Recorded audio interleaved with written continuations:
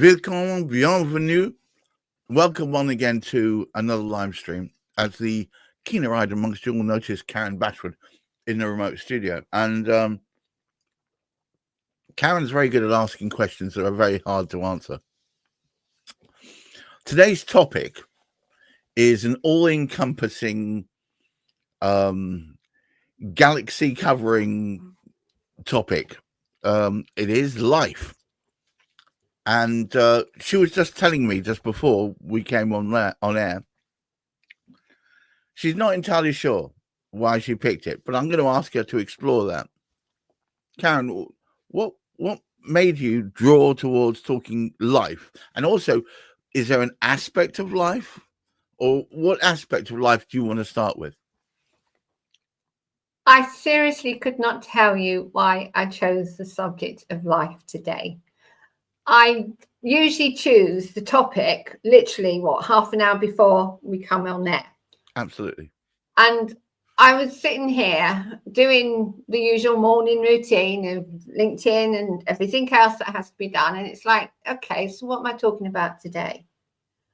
And nothing was coming through. There was nothing specific, whereas usually we need to talk about, relationships or money or whatever, but nothing come through at all. And then all of a sudden the word life, and I'm thinking, okay, so what? Come on, give me a bit more clarity, please. What about life? And it was just a case of acknowledging that at the end of the day, we are here on a journey. Whether we like it or not. We are here. We have a choice. We can either live it or we can finish it and have done with it. And as I shared in the comment bit, life is a journey. It's without a destination other than an ending. Right.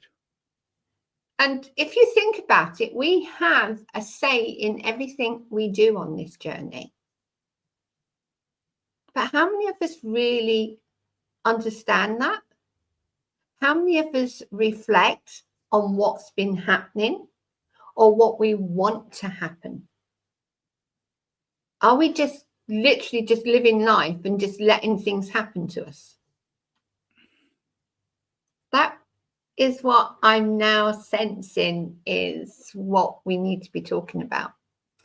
Reflecting on life, where you are in life, what you want from life, and becoming more aware of the impact that what's happening globally, politically, but also within the planet itself.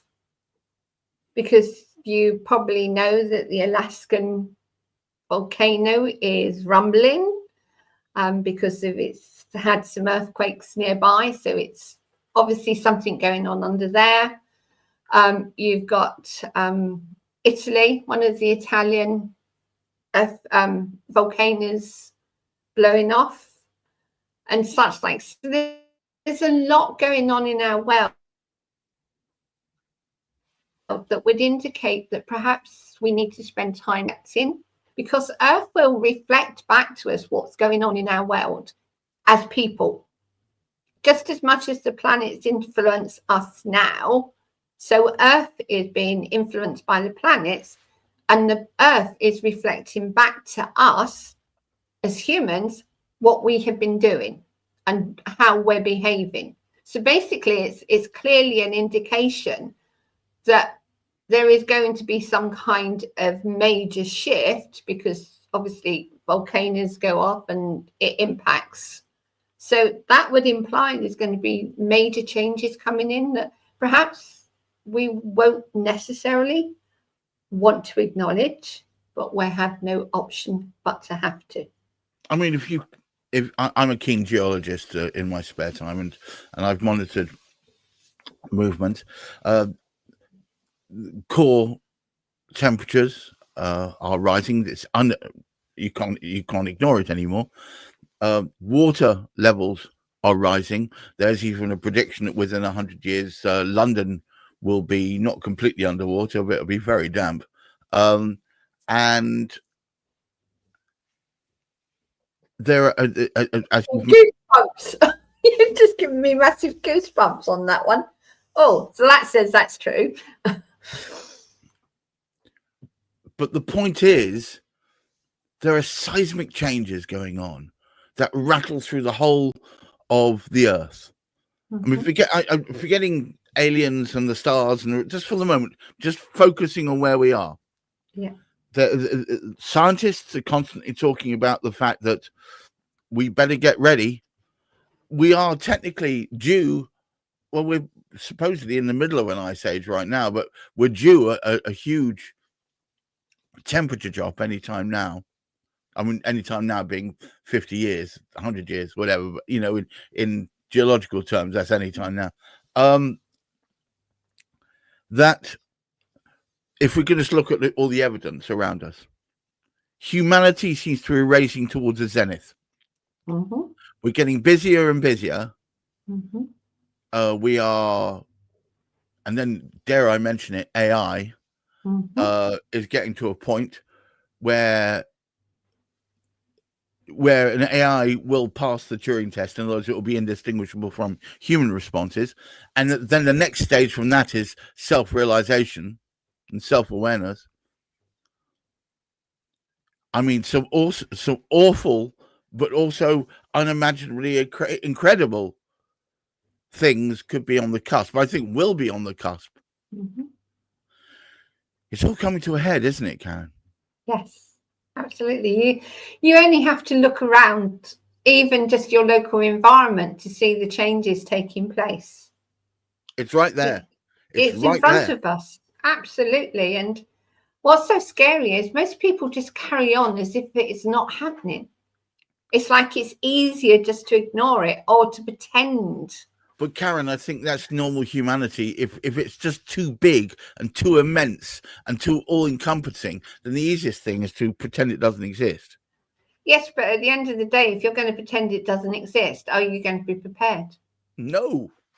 And I think whatever the next stage is, and maybe there's a bunch of stages, but whatever the next few stages are, I think it will catch some people unawares. With the best will in the world. And I don't think it could be physical, it could be spiritual, it could be enlightenment, it could be any of it. But whatever it is, it's going to come packing a punch, I think. Well, yeah, we do know that the predictions, and I say predictions because if you look at Nostradamus and other, world-renowned predictors, they are saying that the next, up until say 2030, are going to see a change in the way we live, in the way that we actually operate as a society. There's going to be more devolution away from government control and things like that. That's been predicted for hundreds of years. And yeah, but it was, in a way, you could almost tell there was a movement, because the way in which we live as communities is starting to fracture. Like, for instance, do you remember when the supermarkets started taking hold, and it was all the small shops started closing and local communities started splintering? Well, supermarkets are starting to fail. Yeah, because they give what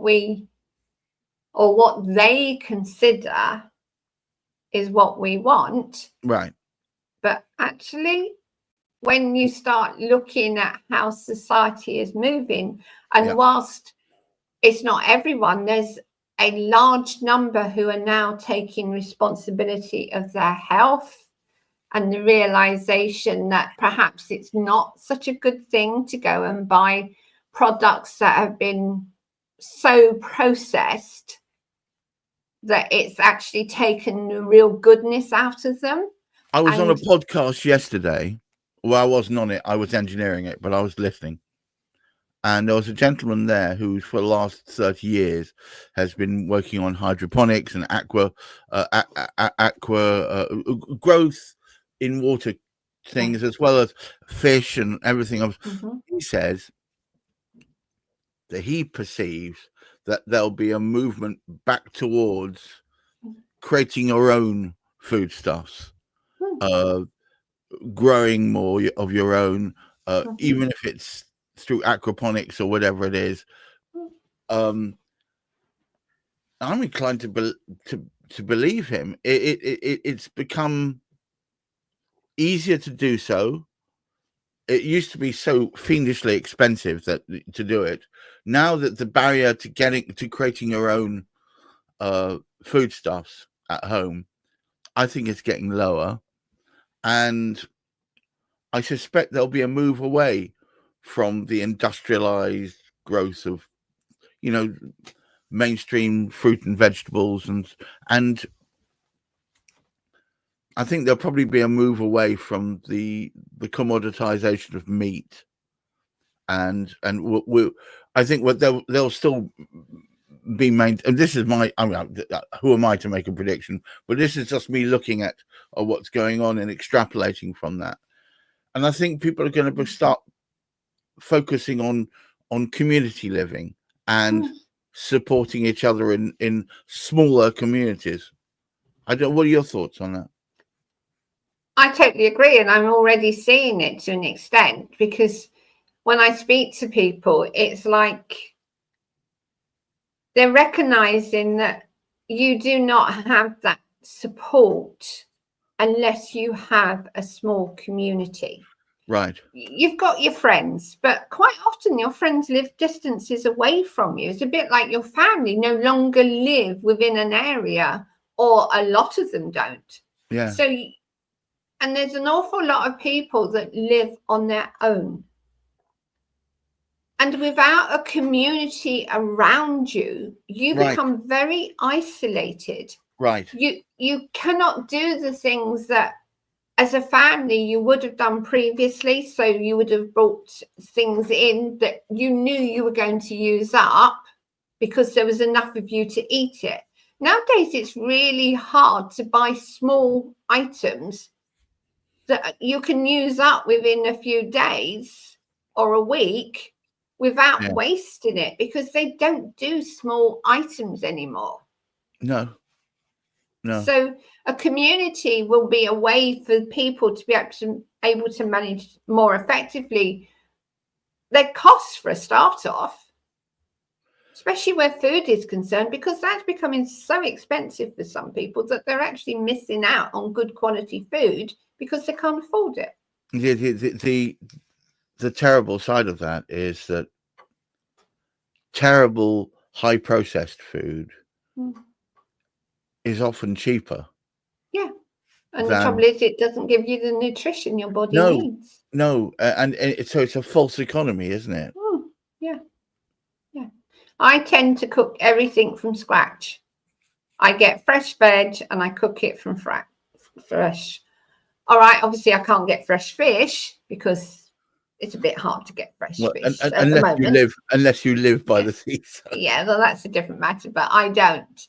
So, but even so, I still have that option of buying fresh vegetables because I live near a farm shop.